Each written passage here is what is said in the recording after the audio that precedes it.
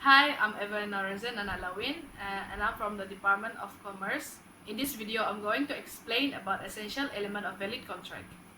The first one is offer. An offer is a specific proposal to enter into an agreement with another. An offer and acceptance of the offer create the contract.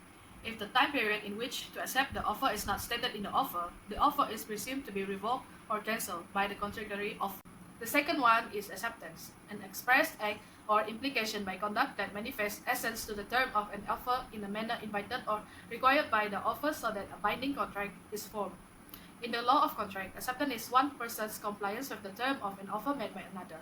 There are three types of acceptance, such as conditional acceptance, express accept, and implied accept. The third one is consideration. Consideration is something in return. Consideration has been defined as a price paid by one party for the promise of the other.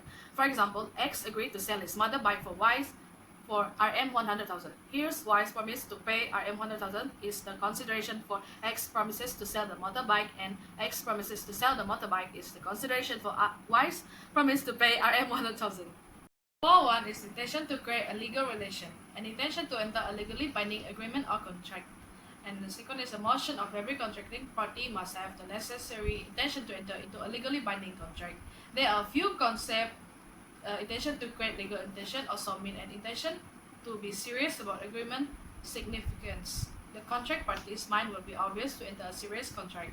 If there is no intention to create legal relation, the contract will not be enforceable, legal, and binding.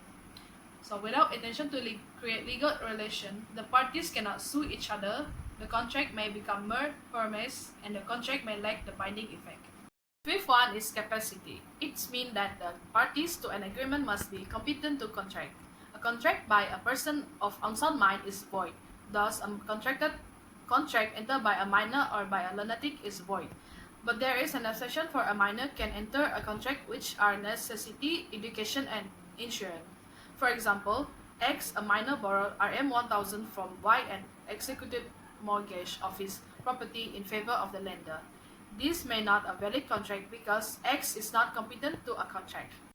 The second last is certainty. For a valid contract, the term and condition of the agreement must be clear and certain.